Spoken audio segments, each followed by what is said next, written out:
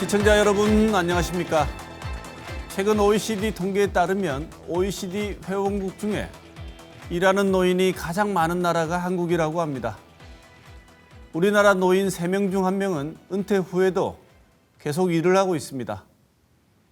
그런데 나이가 들어도 일을 한다는 즐거움보다는 돈이 없어서 몸이 아파도 일을 해야만 하는 어르신들이 적지 않습니다.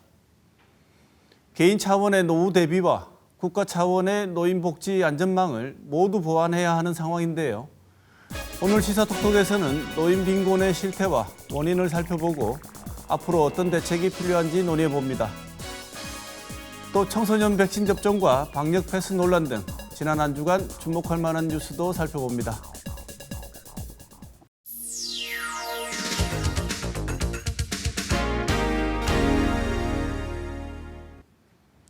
지난 한 주간의 중요 이슈를 정리해보는 시간이지요. 뉴스 큐레이션, 오늘도 변함없이 보도국 김은혜 기자 나와 있습니다. 어서 오십시오. 안녕하세요. 네, 지난 한 주 소식 전해주시죠. 네, 코로나로 시작하겠습니다. 코로나19 확산의 단계적 일상 회복도 잠시 멈춤되었는데요. 정부가 발표한 방역 패스, 그중에서도 청소년 접종이 사회적으로 논란이 되고 있습니다. 6천 명대를 뛰어넘고 7천 명까지 늘어난 코로나19 확진 환자 발생 뉴스가 있었던 한 주였습니다.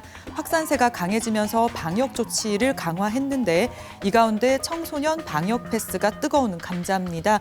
정부가 지난 3일에 방역 패스 예외 연령을 18살 이하에서 11살 이하로 낮췄는데요. 당초 2월로 예정을 했다가 검토를 연기하고 있어서 시기는 좀 달라질 수 있겠지만요. 내용은 초등학교 6학년부터 고등학교 3학년 연령층도 백신 접종을 완료했거나 PCR 검사 음성 판정을 받은 경우에만 학원, 독서실, 도서관은 물론 식당, 카페를 이용할 수 있게 하는 겁니다. 방역을 강화하고 있는 이유는 알겠는데요. 네. 반발 역시 만만치가 않죠? 방역 당국은요, 일단 소아청소년 인구당 확진자 발생 비율이 성인보다 높아지고 있고 학생들 다수가 이용하고 있는 시설에서의 보호 조치가 현재의 방역 수칙 준수만으로는 한계가 있다, 이렇게 보고 있습니다. 청소년들의 예방 접종률 같은 경우에 16살에서 17살 사이가 64%, 그리고 12살에서 15살이 13.1% 정도인데요. 12살에서 15살 사이 발생률은 10만 명당 12.4명이고 이게 16살에서 17살의 2배라고 하면서 예방접종의 효과가 점점 분명해지고 있다면서 이 청소년 접종이 필요하다는 점을 설명을 하고 있습니다. 하지만 반발 만만치 않습니다. 사실상 백신 접종을 강제하는 것이라면서요. 국민청원과 인권위 진정이 잇따랐고요. 학원을 못 가면 고액과외가 성행할 것이다 라면서 이 뿔난 학원업계의 목소리를 전하는 보도도 있었습니다. 코로나19가 우리나라만의 문제는 아니잖아요. 네. 그래서 해외 사례를 좀 참고하는 게 좋을 것 같은데 어떻습니까? 미국의 방역 패스는 주마다 다른데요. 뉴욕 같은 경우에 요즘 환자가 많은데 14일부터 5살에서 11살 어린이에게도 방역 패스를 적용하고요. 샌프란시스코에서도 12살 이상 모든 시민에게 방역 패스 적용을 명령했습니다. 독일 같은 경우에는 방역 패스가 미적용되는 나이는 사실상 5살 미만밖에 없습니다. 그리고 이탈리아도 12살 이상 적용을 해서 실내 취식, 대중교통 이용, 문화시설 이용 등만 가능을 하게 했고요. 영국 같은 경우에는 방역 패스를 18살부터 적용을 합니다. 이렇게 반발이 큰 거는 아무래도 이 백신에 대한 후유증에 대한 우려 때문입니다. 어른들도 맞기 전에 좀 많이 두려워하시고 그리고 맞고 나서 심한 증상이 아니더라도 고열이나 몸살 같은 증상들을 경험을 하셨기 때문에 이런 위험 부담을 아이들에게는 주기 싫다, 이런 마음이 큰 겁니다. 저도 이해가 됩니다. 하지만요, 이 미접종 상태인 연령층에서 확진이 늘고 또 학교나 학원 등에서의 집단 감염은 여파가 큰 만큼 이 또한 막아야 될 필요성은 분명한 것 같은데요. 감염병이 확산했을 때 제일 먼저 가만히 있는 아이들의 학교 문을 닫았던 어른들이 이제 아이들의 안전을 지키기 위해서 무엇을 해야 하고 무엇을 할 수 있는지 한번 돌아보는 한 주였던 것 같습니다. 오히려 청소년들이 백신에 안전하다 이런 보고들도 해외에서 있긴 합니다만 보건당국이 다른 문제는 전혀 후차적으로 두고 아이들의 건강과 안전을 최우선으로 두고 결정을 해줬으면 좋겠다는 생각이 듭니다. 네. 다음 소식 전해주시죠. 대선이 영입 경쟁으로 그야말로 가관입니다. 후보들의 면면을 살피기도 촉박한 시간이 이들을 돕겠다면서 영입한 인재들 검증하는 데 소모되고 있습니다. 더불어민주당이 최근 30대 워킹맘이자 군사 전문가인 조동현 교수를 선대위에 영입을 했는데요. 이후 여러 의혹이 제기됐습니다. 혼외자 의혹이 결국 성폭력 문제로 번졌고요. 이 과정에서 조 교수의 어린 자녀들의 신상이 무차별적으로 공개가 되면서 결국 조 교수가 사퇴를 했습니다. 국민의힘도 마찬가지인데요. 국방의 의무를 지지 않는 여자는 권리의 4분의 3만 행사해야 된다. 이런 발언을 했던 피부과 의사 함익병 씨가 영입한 지 7시간 만에 결국 영입이 철회가 됐고요. 자영업자 노재승 씨도 이 백범 김구 선생을 비하하고 5.18 관련해서도 좀 부적절한 발언이 한 것이 논란이 되면서 선대위에 영입이 됐다가 결국은 자진 사퇴를 했습니다. 훨씬 많은 사례들이 있지 않습니까? 네. 근데 이 와중에 보면 사전 검증이란 말은 과하고요. 그야말로 그냥 최소한의 검증이라도 했는지 의문스럽습니다. 네, 그렇습니다. 정말요 여야 불문 대처가 참사급이다 이런 보도가 있었는데요. 여야가 같은 행태를 반복하고 있는 분석이 있었거든요. 좀 보면 처음에는 당사자가 부인을 하고 당이 방어를 하는 모습을 보입니다. 아 그건 아니다 외국이다 이렇게 얘기를 하다가 논란이 조금 확산을 하면 영입을 했던 속도만큼 이제 끊어내는데 바로 속도를 냅니다. 이 후보들에게 불똥이 튀지 않게 하는 전략이고요. 그리고 마지막으로요. 이 문제를 상대방 쪽에 화살을 돌리는 겁니다. 예를 좀 보면 실례를 보면요. 원희룡 국민의힘 총괄본부장은 노재승 씨 문제가 불거졌을 때 과거 발언을 굳이 문제 삼으면 이재명 후보의 과거 발언도 문제 삼아서 사퇴시켜야 되는 거 아니냐. 같은 잣대로 봐달라. 이렇게 얘기를 했었고요. 조호선 민주당 선대위 대변인도 영입된 지 3일 만에 드러난 노재승 씨의 과거 망언들은 1일 1망언하는 윤 후보에 버금간다 하면서 비난의 화살을 역시 윤석열 후보에게 돌렸었습니다. 영업이 될 것 같으면 일단 영입하고 상대방이 문제 제기하면 논란이 되다가 정 안 될 것 같다 싶으면 사퇴하는 이 정확하게 패턴이 반복되는 것 같은데요. 네. 이게 이번만 아니고 선거 때마다 이러잖아요. 네. 왜 이러는 걸까요? 네, 선거 때마다 외부 명망가를 영입을 해서 이미지를 분식하는 거 원래보다 더 좋게 만들려고 하는 건요. 우리나라에만 있는 특이한 정치 문화로 이야기되는 경우가 많은데요. 신율 명지대 정치학과 교수는 이 새로운 것, 신선한 것을 좋아하는 우리의 정치 문화와 맞닿아 있다 이렇게 분석을 했습니다. 하지만 우리의 정치 후진성에 대해서 지적을 하는 전문가들의 지적도 있었는데요. 이준환 인천대 교수는 바깥에서 후보와 인재를 찾는 건 정당 정치의 후퇴로 이어질 수 있다면서 이 정당의 활동을 오래 한 사람이 배제되면 정당의 정체성도 약해질 수밖에 없다 이렇게 지적을 했습니다. 그리고 민주주의가 제대로 안착을 하려면 지방의회부터 시작할 수 있도록 청년을 진출시키고 역량을 인정받아 중앙정치로 진출하는 선순환 구조가 우리 정치에 필요하다 이런 지적도 있었습니다. 거대 양당이 선대위를 꾸리고 인재 영입 발표를 쏟아낸 최근 며칠 동안요. 대통령을 뽑나 선대위원을 뽑나 이런 의문이 들 정도였습니다. 물론 대통령 혼자서 나라 일을 하는 게 아니고 주위에 모인 사람들의 면면을 보면 그 사람에 대해서도 더 잘 알 수 있게 되지만요. 이념이나 정책의 결을 같이 하는 게 아닌 그저 흥행이 되겠다 싶은 인재 영입으로 유권자들의 눈은 흐리지 말았으면 좋겠습니다. 네, 보고 있으면 인재 영입이라는 게 거의 전국 노래자랑 수준이에요. 아무나 나와서 노래하다가 땡 하면 들어가고 참 안쓰럽습니다. 이제 개그보다 재밌는 정치인 좀 그만 봤으면 좋겠어요. 재미없어요. 개그보다 훨씬 재미없습니다. 안쓰럽습니다. 네. 다음 소식 전해주시죠. 뒤집이 금융그룹 김태호 회장 등 임원 4명이 캄보디아 공무원에게 뇌물을 준 등의 혐의로 기소됐습니다. 이 쇄신하겠다며 영입한 CEO 체제에서도 불미스러운 일이 반복되면서 비난이 높습니다. 검찰이 김태호 금융지주 회장 등 4명을 국제거래상에 있어서 외국 공무원에 대한 뇌물방지법 위반과 특정경제범죄 가중처벌법상 횡령 혐의로 기소를 했습니다.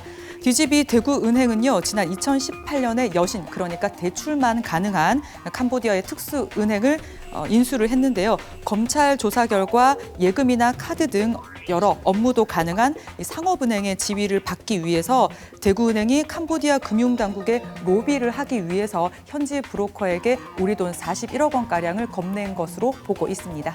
네, 근데 이 당초 이 사건 자체는 대구은행이 이 캄보디아 현지 법인을 상대로 배임 혐의로 검찰에다 고발하면서 사건이 이 수사가 시작된 것이죠? 예, 그렇습니다. 대구은행이요, 캄보디아 정부 소유의 부동산을 현지 은행의 건물로 쓰기 위해서 부동산 매매 계약을 했는데요. 이 과정에서 계약이 무산되면서 문제가 불거졌습니다. 계약금을 돌려받지 못했거든요. 이 100억 원대 돌려받지 못한 돈을 손실 처리를 했고요. 문제가 불거지자 전 캄보디아 현지 법인 부행장을 업무상 배임 혐의로 고발을 했습니다. 검찰은 당시 대구은행이 이 책정한 부동산 매매 대금이 상당히 부풀려졌는데 이 차액을 로비 자금으로 봤습니다. 로비 자금이 공무원에게 전달됐는지는 아직까지 밝혀지진 않았지만요. 캄보디아 현지 특수은행은 상업은행 지위를 얻었습니다. 대구은행은 우리 지역은행이기도 하고 그래서 이 지역에 우리 지역민들이 굉장히 나름 충성도가 높은 은행 아니겠습니까? 네. 근데 자꾸 구설수에 오르내리고 있어요. 네, 그렇습니다. 지난 2018년에요. 대구은행은 비자금 조성과 채용 비리 등의 문제로 박인규 전 대구은행장 등이 관련자들이 처벌을 받았습니다. 그리고 금융감독원으로부터 기관 경고를 받기도 했습니다. 그리고 당시에 이 내부 출신 임원들의 문제가 지적이 되면서 외부 출신인 김태호 회장이 대구은행장을 겸임하기로 하고 새 출발 각오를 다졌습니다. 하지만 김태호 회장 또한 뇌물 사건에 연루가 되면서요. 뒤집이 대구은행을 바라보는 시각이 곱지 않습니다. 시민단체는 책임 있는 사태 수습을 요구를 하고 있고 사무금융노조도 이번 사태에 김 회장의 결단을 촉구를 했습니다. 변화하는 금융 환경 그리고 이 대형 은행들의 틈바구니에서 지역을 기반으로 한 금융기관이 경쟁력을 갖추기 위한 노력은 반드시 필요합니다. 그럼에도 불구하고요. 몸집 불리기의 선을 넘어서는 안 되겠죠.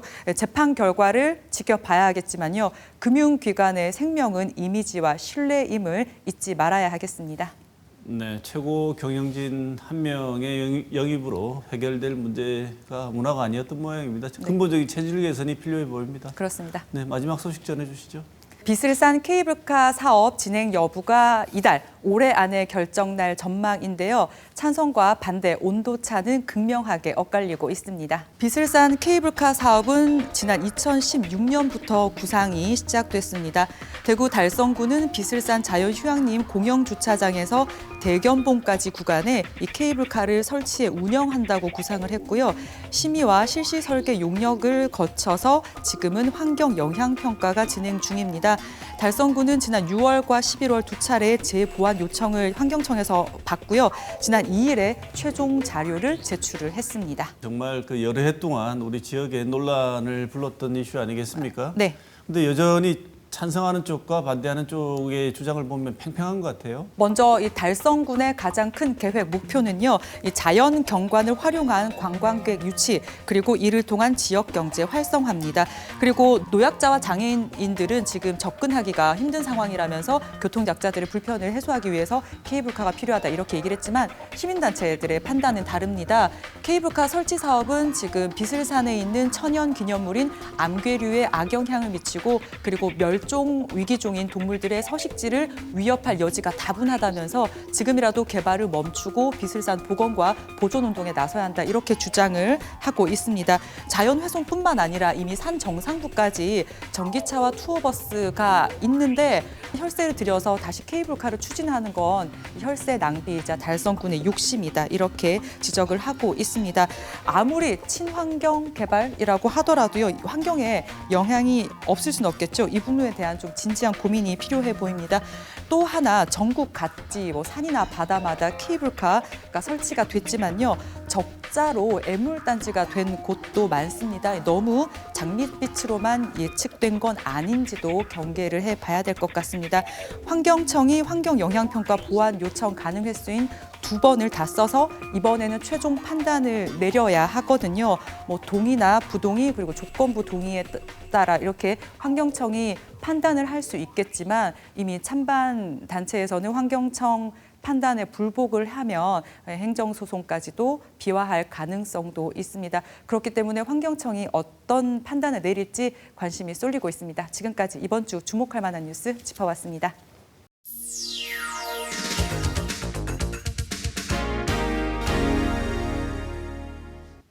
인구 고령화 속도가 빨라지고 있습니다.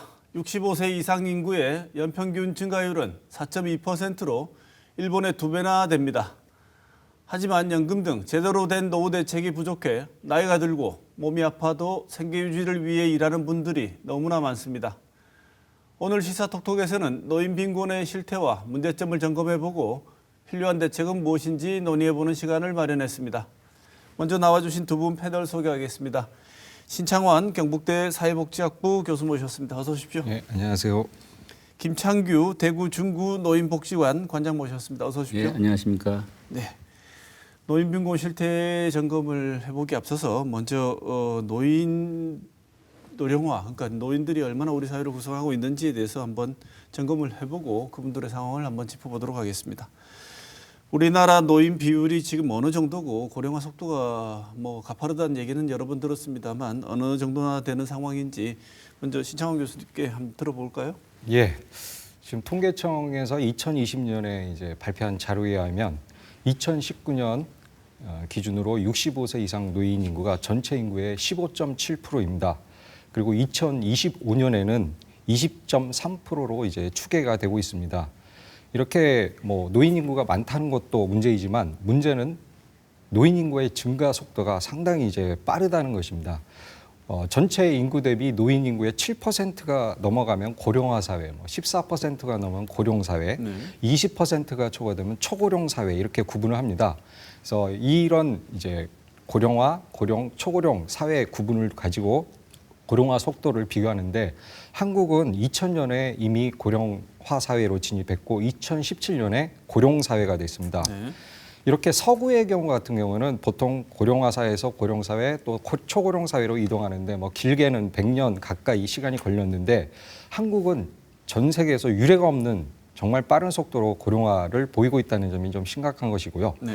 일본의 경우 이제 7%에서 14%, 즉 고령화 사회에서 고령 사회로 넘어가는데 24년이 걸렸는데 한국은 일본보다 7년이나 빠른 17년 만에 이제 고령 사회로 진입을 했습니다. 네. 뭐 인구 폭탄이라는 말을 이제 쓰기도 하는데 그런 말이 무색하지 않을 정도로 고령화가 빠르다고 할 수 있고요.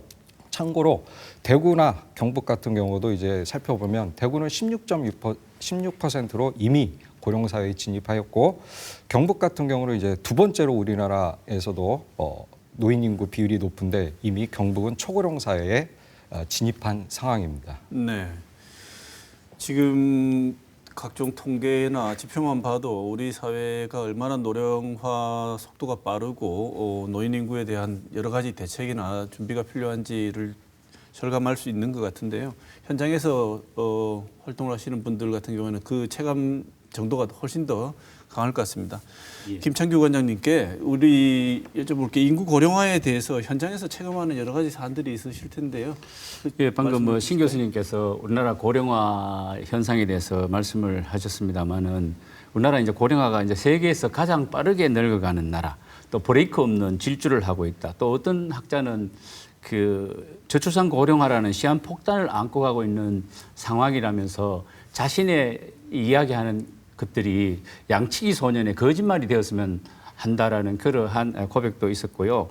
그런데 정작 국민들이 받아들이는 이 체감도는 상당히 낮은 것 같습니다. 네.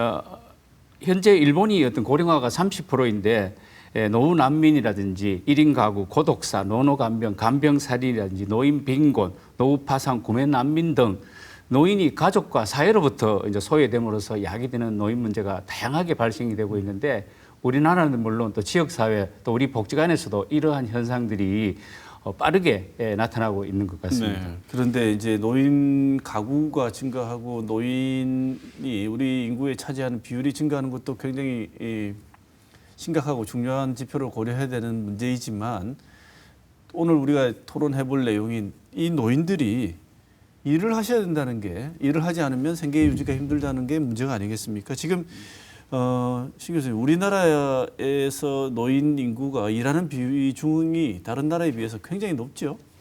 예, 뭐 주로 이제 OECD 자료를 가지고 많이 비교를 하는데요. OECD 평균 이제 노인 고용률이 14.7% 정도, 이제 15% 좀 안 되는 것으로 나오는데 한국은 뭐 조사에 따라 조금 차이가 있긴 하지만 33%요, 뭐 34% 이렇게 나오고 있습니다. 그러니까 OECD 평균보다 훨씬 2배 이상의 노인 고용률인데 이것이 결국은 이제 회원국 어느 정도 선진국 중에서도 노인들의 일을 하지 않으면 생계 유지가 어렵다라는 것을 의미하는 것이죠. 노인들이 더 다른 나라들 노인들보다 더 건강해서 뭐 또 아니면 사회적 활동에 대한 욕구가 더 강해서 이렇게 고용률이 높다고 볼 수 있는 것은 또 아니고요. 그런 측면에서 이렇게 노인 고용률이 높은 것을 긍정적으로 해석하기는 좀 어려운 상황입니다. 네. 또 생계를 위해서는 소득을 또 벌기 위해서는 꼭 일을 해야 된다는 이 노인 공률이 높은 것은 어떻게 보면 아까 말씀드렸던 노인 빈곤율이 높다는 것을 보여주는 또 다른 수치라고 할 수 있는 것이죠.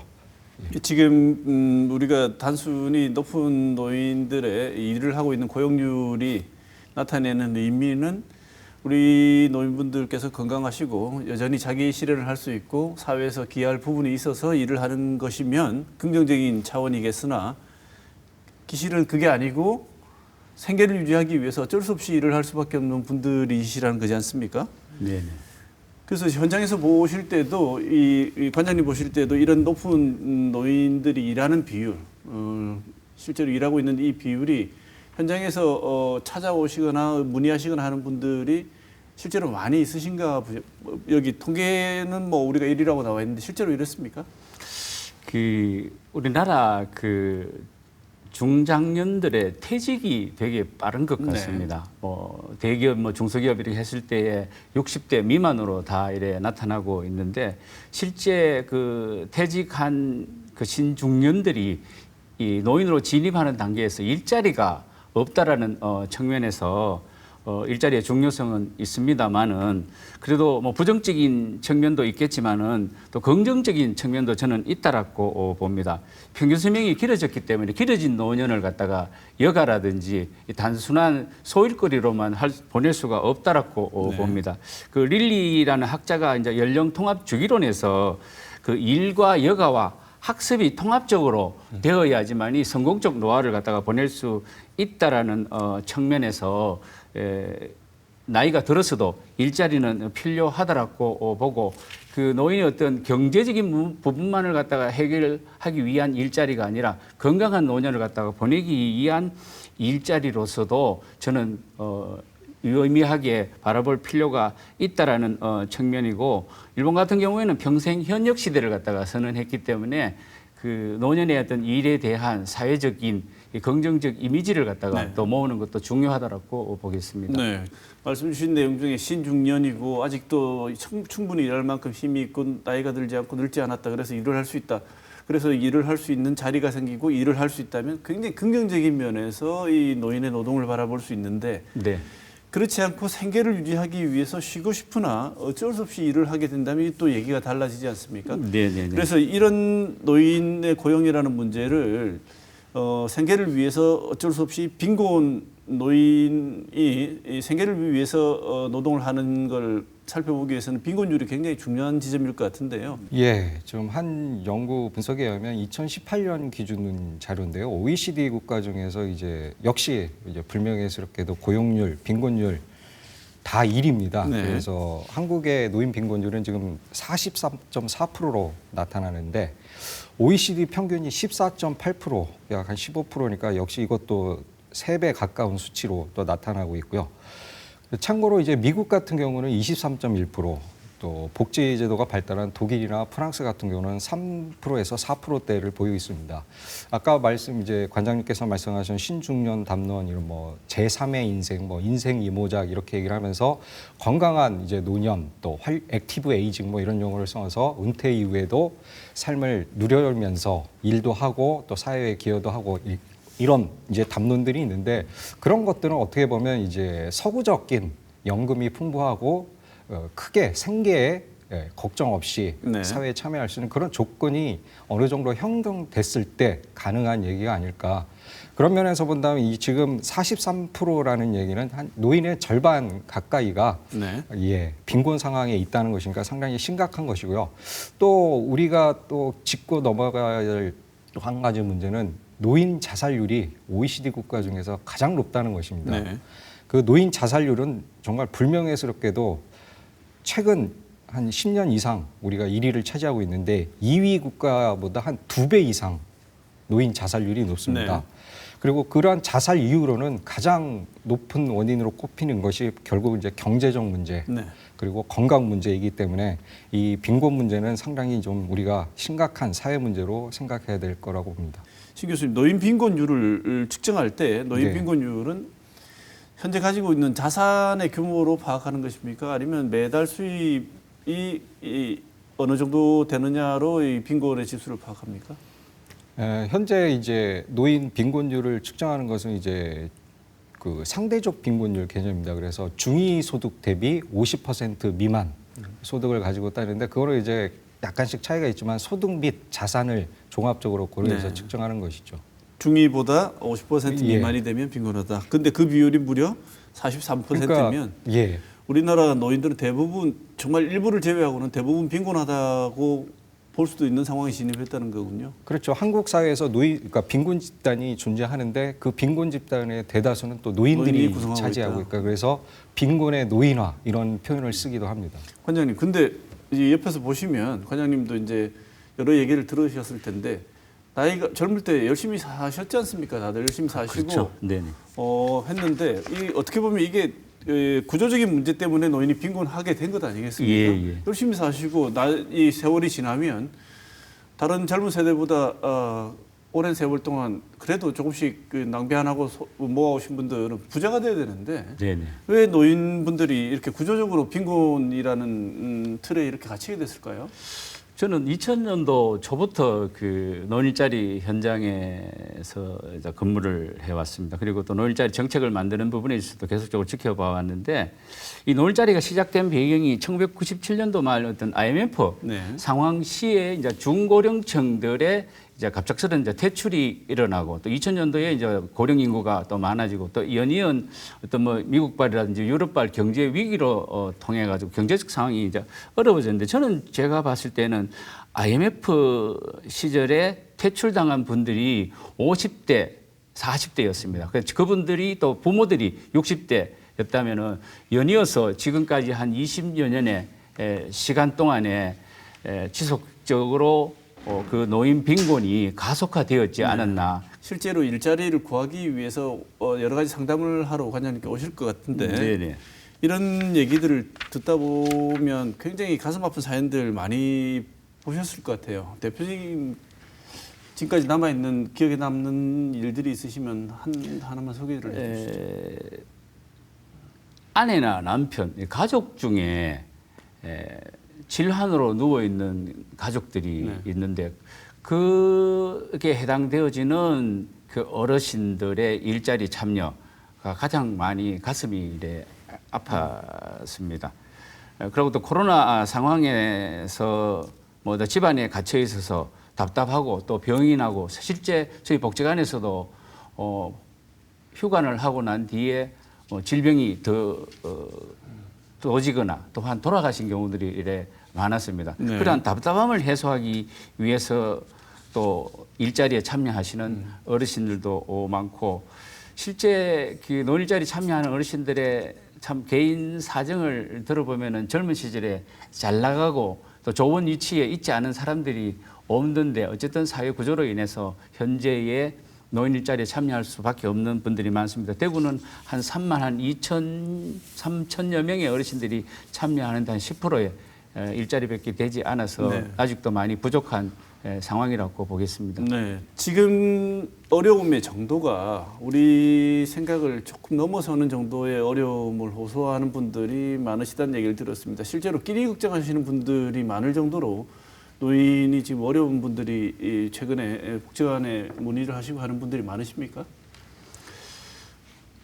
저희 중구 노인 복지관에 하루에 한 1000여 분의 어르신들이 네. 이용을 하시고 한 400여 분이 이제 경로 식당을 이용하시는데 이 코로나로 인해 가지고 경로 식당이 중단이 되니까 다른 것보다도 식사 끼니 해결 부분이 가장 어려움을 겪고 있다라고 했습니다. 그래서 저희들이 코로나 기간 동안에 특히 이제 대구시가 어르신들의 결식 문제에 대단히 관심을 가지고 예산을 갖다가 작년도 이어 올해까지도 이래 내려주고 있는데 도시락을 만들어서 식사를 갖다가 제공을 하고 있는데 어떤 분들은 두세 개씩 가지고 가십니다. 이제 경제적인 어려움도 있어서 그렇겠지만은 또 맞춤형 식단, 일반적으로 맞춤형 식단이 부인이 뭐 아프거나 남편이 아플 때에 맞춤형 식단을 위해서라도 저희 복지관에 이제 도시락을 구매를 해서 가족끼리 먹는 사례들도 많이 목격을 할 수가 있습니다. 네.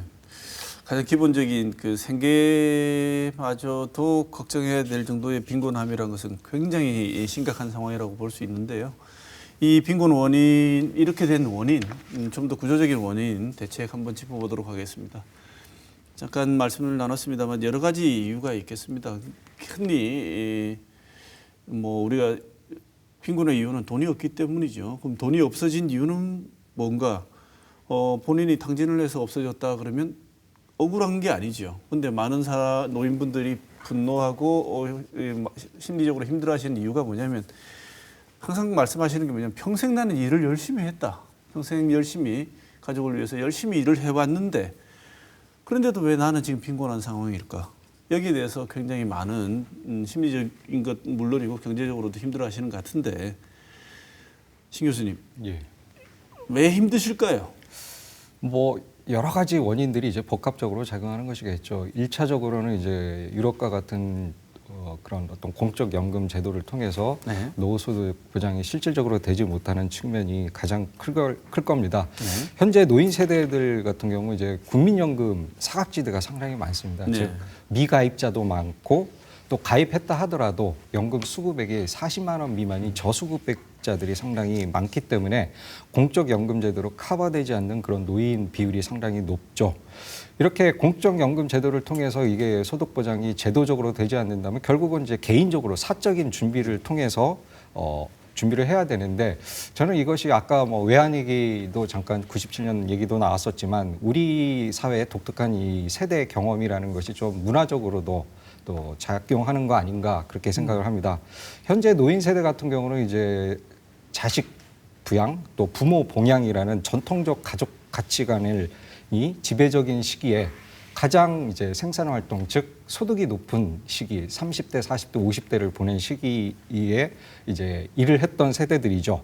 그러니까 자신이 번 소득을 상당 부분의 자식 교육이나 또 대학 졸업 이후에 여러 가지 이제 취업 준비에 또 돈을 쓰게 되고 또 부모님의 또 봉양을 위해서 돈을 쓰게 되고 결국 그러다 보니까 이제 자신은 노후 준비를 못 하게 되는 네. 그런 상황이 됐던 것이죠. 그런 것들이 이제 복합적으로 작용하면서 노인들의 빈곤이 또 일을 하였음에도 평생 그 빈곤에서 벗어나지 못하는 노인들이 많은 것 아닌가 그렇게 생각이 듭니다. 네.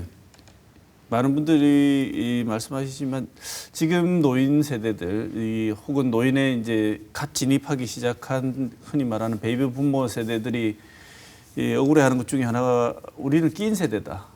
부모님 봉양은 해야 했고 자식은 자식대로 또 부양을 또 해야 했는데 우리는 그 국가로부터도 근데 자식으로부터도 기대할 수 있는 어떤 부양의 수단이 없다. 전통적인 것도 붕괴됐고 그다음에 지금 설계하고 있는 노인복지라는 거 그다음에 노후 대책이라는 거에 대한 개념 자체가 없이 그냥 살았다. 이런 얘기를 말씀을 많이 하시는 것 같은데 관장님 보시기에 지금 노인들이 빈곤한 또 다른 원인이 있다면 어떤 게 있을까요?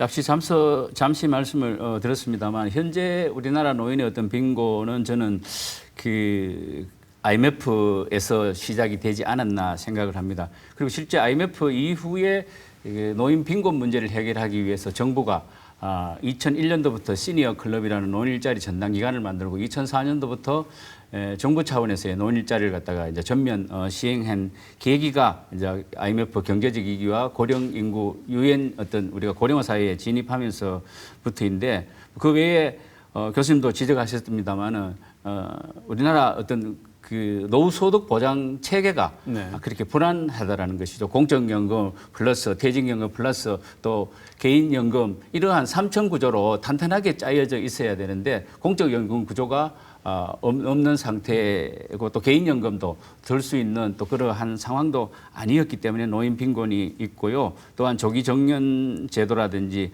특히 저는 사회복지 현장에서 잘못된 노인복지 정책의 방향이 아닌가. 노인들을 65세만 되면은 노인 취급을 하고 시혜적 개념, 수덕적 존재로 봤지 우리나라 어떤 그 성장 동력으로서 받지 않았다라는 네. 그 잘못이 저는 크다고 봅니다. 그래서 지금이라도 이러한 노인에 대한 인식이 바뀌지 않고서는 앞으로도 노인 빈곤 문제를 갖다가 해결할 수 있는 데는 한계가 있지 않겠나 그렇게 예를 생각을 들자면 해봅니다. 정년도 연장할 필요가 있다고 보십니까? 정년은 연장할 필요가 있겠죠. 네. 평생 현역 왜냐하면은 결국은 노동력 부족 현상이 일어나기 때문에 고령 인구와 또 여성 인구를 갖다가 노동력으로 유입할 수밖에 없는 우리나라의 인구 구조의 상황이 아닌가 그렇게 생각을 네. 하고요. 또한 사회 안전망으로서 지역 공동체가 해체가 됨으로써 조금 더 노인의 어떤 그 경제적인 부분 또 이러한 빈곤의 부분들을 갖다가 이렇게 보담아 줄 수 있는 사회 안전망이 부족함으로써 또 노인 빈곤 문제가 지역 사회에서 더욱 더 두드러지지 않았나 그렇게 생각을 해봅니다. 지금 그 현장에서 보시기에 대부분 노인들이 이제 한두 개 정도의 지병을 갖고 계시고 많이 네네. 편찮으신데요. 네. 의료비에 대한 부담을 호소하시는 경우도 많으시죠. 일반적으로 한두 개가 아니고 네다섯 개의 약을 갖다가 다 먹고 있기 때문에 의료비 부담도 큽니다. 실제 이제 노인 일자리에 참여하신 분들의 이제 효과를 갖다가 비교를 해봤을 때 경제적인 효과도 있었지만은 의료비 효과도 있다라고 나타났습니다. 그래서 일자리를 가진다라는 거, 역할을 가진다라는 그 자체가 활동을 갖다가 부추기기 때문에 어떤 노인 의료비를 갖다가 절감하는 또 이중 효과도 있다고 이 보겠습니다. 의료비를 보조해주는 제도가 현재 확보가 잘 안 돼 있나 봅니다. 예. 일단은 건강보험에서 이제 의료비라는 부분들이 또 있고, 예를 들자면은 일본 같은 경우에 어르신들이 활동을 갖다가 하면은 건강 포인트를 갖다가 지원해 주는 제도를 갖다가 만들므로써 네. 어르신들 스스로 건강하게 하는 그러한 정책이 되는데 우리 사회도 결국은 노인 빈곤도 건강을 돌보지 못하는 의료비의 증가로 인해가 노인 빈곤이 더욱더 가속화되기 때문에 예방적 차원에서 그 건강 관리 이러한 부분도 예방적 건강 관리도 대단히 중요하다고 보겠습니다. 네. 신 교수님, 지금 우리 65세 이후에 연금 수급자 비중을 국민연금 수급자 비중이 사실은 많지 않다고 사각지대라고 말씀하셨는데요. 그래도 있는 국민연금 수급자 비중과 소득 대체율 등 종합적으로 고려해 볼 때 지금 현재 국민연금과 관련해서 중요한 지점이 어떤 것이고 어떻게 보완돼야 될까요? 예, 먼저 주목할 보완점을 말씀드리기 전에 좀 현황을 먼저 말씀드리겠습니다.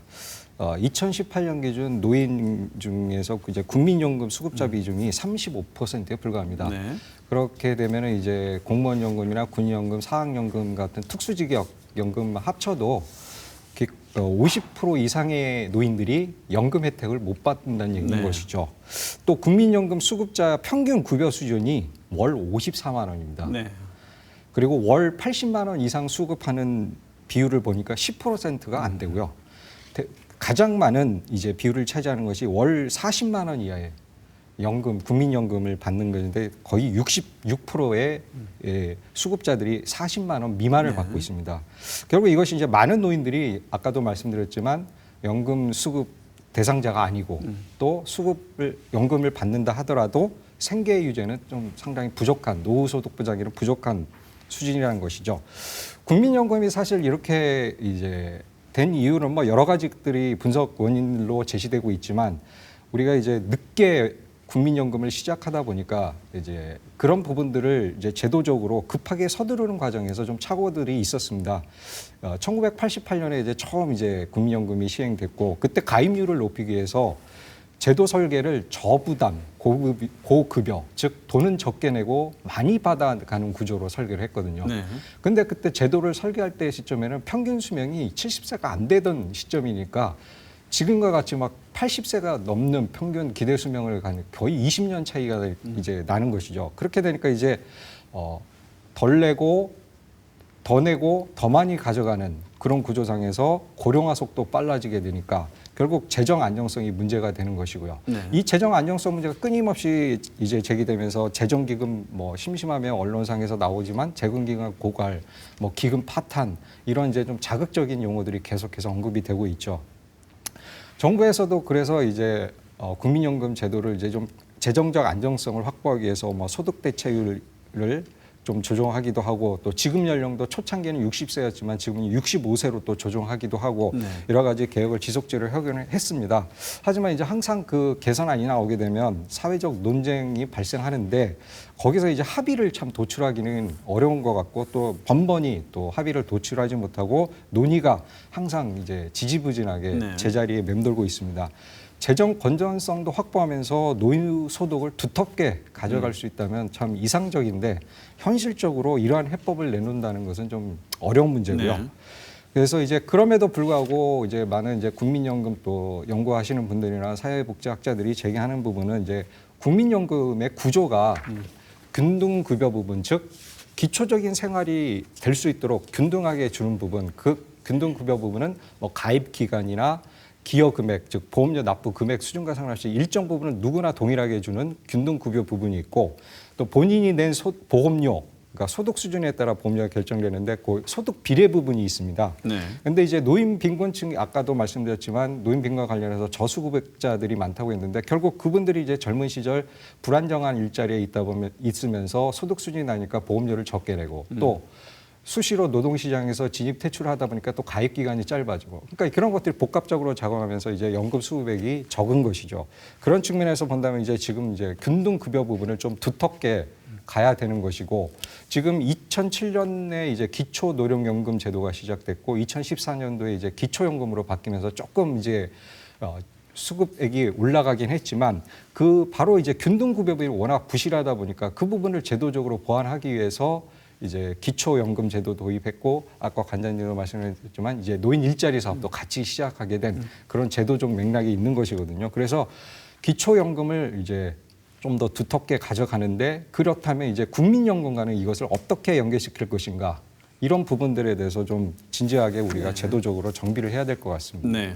지금 그 여러 가지 구조적인 문제를 말씀을 주셨는데 한번 개혁할 때마다 사실은 많은 논의가 필요하고 저항도 많고 뭐 의견이 다르니까요. 그래서 당장 필요한 일자리를 만들어서 구조적인 문제는 구조적인 문제로 해결하더라도 당장 필요한 일자리를 만들어서 필요하신 분들한테 줘야 되는데 협동조합 형태의 일자리 만들기는 기존 일자리하고 어떻게 다른 겁니까?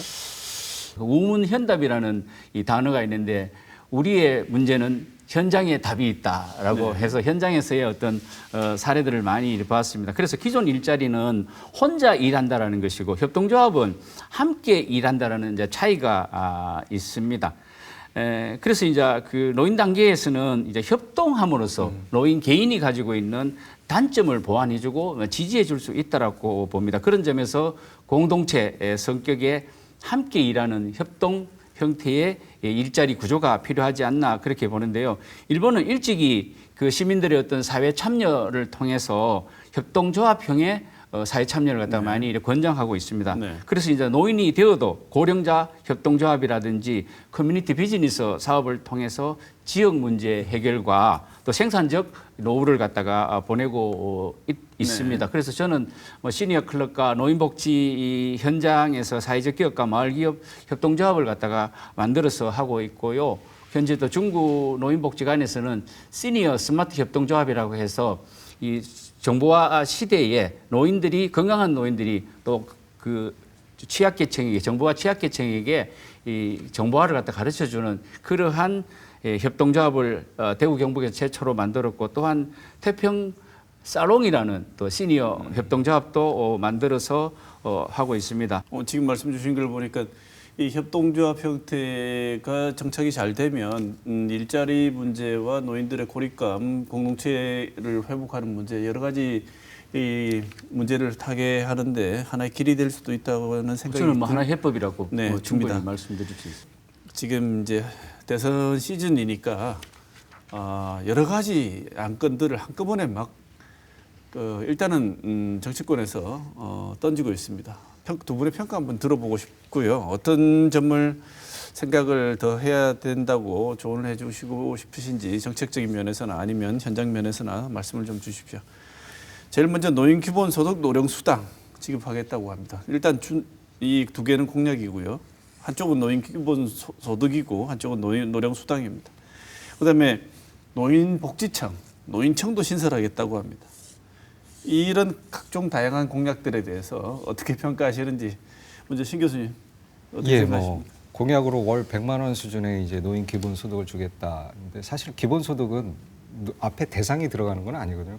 전 국민을 대상으로 주는 게 기본 소득이기 때문에 어떻게 보면 개념적으로도 이제 좀 약간 어폐가 있는 용어이긴 한데 이제 핵심은 결국 이제 지금 계속 논의했었던 노인들의 노후소득 보장이 제대로 되지 않기 때문에 아마 그런 공약이 나왔던 것입니다. 근데 세부적으로 구체적인 사실 내용은 별로 없거든요. 그냥 월 100만 원 주겠다라는 수준에서 이제 단지 이제 선언적 수준인 것 같아서 그 뭐 구체적 내용이 없는 상황에서 평가하기는 좀 어려운 측면이 있습니다. 아까도 말씀드렸듯이 이제 지금 선별적으로 지급되고 있는 기초연금 그 균등급여 부분과 연계해서 어떻게 할 것인지 이런 큰 틀에서 공적연금 제도를 어떻게 갈 것인지 그런 큰 틀에서 좀 논의가 필요하고요. 단순하게 지금 월 얼마를 주겠다 하는 식으로 지금 모자이크식으로 갖다 붙이는 제도 설계는 좀 바람직하지 않다고 네. 봅니다. 또 뭐 노인복지청, 뭐 노인청 신설을 하겠다. 결국 기관을 새로 만들게 되면 이거는 이제 기존의 보건복지부를 포함해서 중앙정부 조직 개편과 관련된 아주 복잡하고도 어려운 문제인데 사실 뭐 우리가 지금 이 일들을 노인복지를 하는 데 있어서 노후소득보장 하는 데서 기관이나 조직이 없어서 못한 건 아니거든요. 네. 우리가 지금 아까 이제 노인의 담론도 말씀하셨지만 노인에 대한 인식부터 사회 전반적인 인식부터 또 실질적인 공적연금 체계 아까도 말씀하셨던 다층적 노후소득보장 체계를 어떻게 지금 내실 있게 다시 재정비해서 지금 오늘 논의하고 있는 노인 빈곤을 최대한 줄일까 네. 거기에 포커스가 가야 되는 것이지 무엇을 만들겠다 뭐를 더 주겠다 이런 식의 공약은 사실은 좀 제도적인 측면에서도 실질적인 측면에서도 조금 실현성이 낮은 거 아닌가 네. 이렇게 봅니다. 예. 아직 그 노인복지 정책에 대한 업무가 뭐 한 11개 부처 27개 과로 이제 분산되어져 있으면서 일관성이라든지 효율성이 이제 떨어지는 부분들이 있습니다. 그래서 네. 체계적인 관리를 위한 방법을 갖다가 일단은 모색이 돼야 되겠죠. 그렇지만은 이제 예로서 그 미국이라든지 프랑스, 스웨덴 등의 이제 복지 선진국들은 이미 이제 노인 복지 전담 부처가 설립되어져 있다라는 것으로 알고 있습니다. 네. 그렇다면 짧게 신 교수님 이거 하나만 짚어주시죠. 예. 중앙정부, 지방정부 네, 하는 일이 좀 달라야 되지 않겠습니까? 두 정부가 네. 이 노인 빈곤을 해결하기 위해서는 어떤 역할을 각자 다른 역할이 필요할 것 같은데 어떤 역할을 해야 된다고 보십니까? 그리고 뭐 이제 질문을 좀 더 바꿔서 제가 이제 해석을 하자면 네. 그러면 이제 저 북유럽이나 유럽과 같이 노인 복지 제도가 발달한 나라들은 중앙 정부와 지방 정부가 어떤 역할을 하는 것이냐 이거 네. 부분을 좀 말씀드리면 그 부분에 대한 답이 네, 되지 네. 않을까 싶습니다. 네. 중앙 정부 같은 경우는 이제 북유럽 같은 경우에는 이제 연금 제도 같은 소득 보장 국가적 단위에서 해야 될 소득 보장 제도를 이제 중심으로 중앙 정부가 역할을 하고요. 지방 정부 같은 경우는 이제 복지 서비스, 뭐 우리가 이제 건강 문제에서부터 돌봄 문제 여러 가지 이제 관련된 서비스들이 또 빈곤하고 맞물려 있다는 측면에 있어서 또 중요한 부분인데 지방 정부 같은 경우는 그런 이제 복지 서비스를 제공하는데 초점을 두고 이렇게 역할 분담을 하고 있거든요. 그래서 지금 우리 같은 경우는 상당 부분의 많은 것들이 복지 서비스 물론 최근 들어서 지방 정부에서도 많은 역할을 하고 있지만 중앙 정부에서 모든 것들이 결정되고 거기서 이제 지침이 내려오면 지방 정부는 따라야 하는 그런 식의 구조가 되다 보니까 현장과의 괴리감도 상당히 뭐 많이 있는 것으로 네. 나타나고 있고요. 그런 측면에 있어서 좀 노후소득 보장은 중앙 정부가 서비스 보장은 지방 정부가 이렇게 좀 역할을 분담하는 것이 필요하지 않을까 생각합니다. 네. 정말 이 난제 중에 하나인데요. 오늘 시간이 토론을 마무리해야 될 시간이 됐습니다. 더 많은 말씀을 듣고 싶은데 시간상 오늘 두 분의 못다 하신 말씀, 토론 중에 못다 하신 말씀 1분씩 또는 정책 공고든 어떤 말씀이든 1분씩만 더 듣고 토론을 마무리해야 할 것 같습니다. 먼저 김창규 관장님 1분 드리겠습니다. 예, 저는 뭐 중앙과 지자체를 포함해서 이 초고령 사회 위기에 대한 경각심을 가지고 대응을 갖다가 해야 된다라고 보는데 10월 노인의 달 때에 노인 문제를 다룬 기사가 한 건도 나오지가 않을 정도라고 보면 되겠습니다. 그리고 두 번째 이제 노인 인력 활용에 대한 부정적인 사회적 인식이 전환돼야 되는데 특히 이제 정치가 행정가의 어떤 그 노인에 대한 부정적 시혜적 인식이 노인 빈곤을 만든 저는 요인이라고 보아집니다. 또한 노인 당사자도 자신의 어떤 그 삶의 존엄함을 갖다가 인식하고 보다 능동적이고 주체적인 자립적인 삶을 살아가야 되지 않겠나라고 봅니다. 그러한 측면에서 지역사회에서는 노후 준비 교육 지원 체계를 갖다가 강화시키는 정책이 필요하다고 보겠습니다. 네. 신창원 교수님. 예.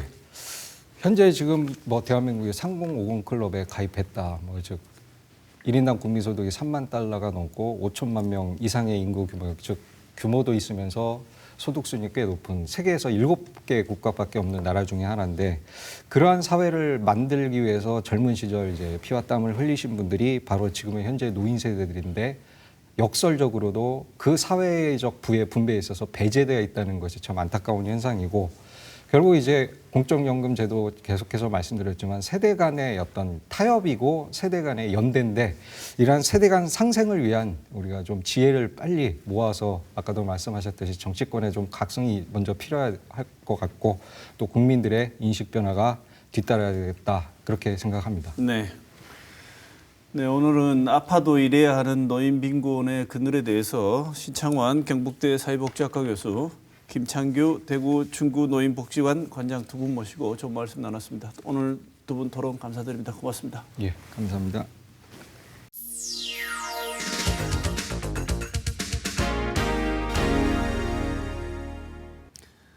정치 관련 뉴스는 이제 신물이 나서 쳐다보기도 싫다. 일반 시민들만이 아니라 정치권에 오래 몸담았던 이른바 정치인들도 요즘 많이 하는 이야기입니다. 양당이 거의 쇼에 가까운 일들을 벌이면서 이른바 중도층을 잡겠다고 합니다. 도대체 이들이 잡겠다는 중도층은 누구인지 궁금합니다. 중도층을 잡겠다고 말하면서 사실은 부동층을 양산하고 있는 꼴입니다. 정치 무관심 또는 혐오를 갖고 있어 어떤 홍보나 설득에도 반응하지 않는 부류는 중도층이 아니라 부동층이라고 할 수 있습니다. 내면에 서로 충돌하는 두 가치관이 있어 사안별로 나타내는 반대 성향의 응답이 서로 상쇄돼 중간쯤의 지향성으로 나타나게 되는 사람들을 중도층이라고 볼 수 있습니다. 즉 중도층은 모든 정치적 결정을 중간쯤에서 하는 사람들이 아니라는 말입니다. 경제는 진보, 안보는 보수라는 구호가 보여주듯 때로는 진보 성향 정책에, 때로는 보수 성향 정책에 환호합니다. 그래서 중도층의 표심을 잡겠다는 이야기는 각 후보의 정책에 따른 평가를 받겠다는 말입니다. 지금 우리 정치는 중도층을 부동층으로 돌려세우는 일에 골몰하고 있는 듯합니다. 분노와 보복을 밑거름으로 탄생한 정권의 끝이 어떠했는지 이제 더 겪어보지 않아도 알지 않습니까? 이번 주 시사톡톡은 여기서 마치겠습니다.